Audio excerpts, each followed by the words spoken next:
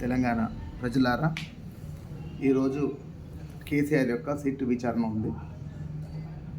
11 గంటలకు తన ఇంట్లో, ఎక్కడైతే నందినగర్ ఇంట్లో తానే నేను హాజరవుతా, రండి, నేను సహకరిస్తాను అట్లా అనుకుంటూనే ఈరోజు ప్రజలను రెచ్చగొట్టే విధంగా ఆ యొక్క పార్టీ నాయకుల పిలుపు ఏందట, మున్సిపాలిటీ నియోజకవర్గాలలో దిష్టి బొమ్మల దాకా అన్నమాట. నల్ల బ్యాడ్జీలతో నిరసన కార్యక్రమాలు. అంటే ఇది దేనికి సంకేతం ఇస్తూ ఉన్నారో బీఆర్ఎస్ నాయకులారా మీరు చెప్పాలి, సిగ్గుపడాలి. మీరు చేసిన తప్పులు విచారిస్తే తప్ప,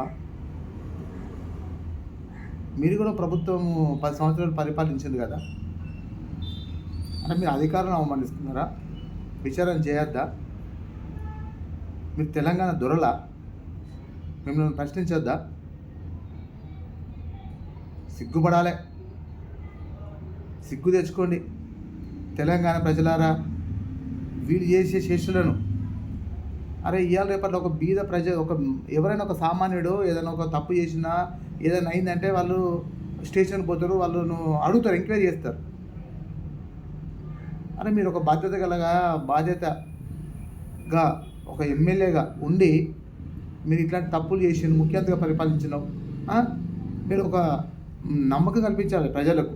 అట్లాంటిది మీరు ఇంకా రెచ్చగొట్టే విధంగా, లొల్లులకు దారి తీసే విధంగా, ప్రజల యొక్క జీవన శైలిలో వాళ్ళు ప్రయాణిస్తుంటే దానికి అడ్డంగా మీరు వారి ప్రయాణానికి అడ్డుగా, అంటే ఇప్పుడు ఈరోజు మీరు కార్యక్రమాలు చేయడం వల్ల ఎంత ఇబ్బందులు అవుతుంది.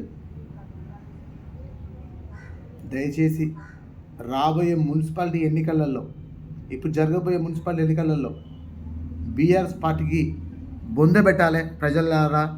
ఈ విధంగా చేస్తున్న నాయకులను మీరు తిప్పి కొట్టాలి. వారి యొక్క కుతంత్రాలు ఈరోజు రాజకీయంగా వాళ్ళు చేసిన గమనించి ఈ జరగబోయే ఎన్నికలలో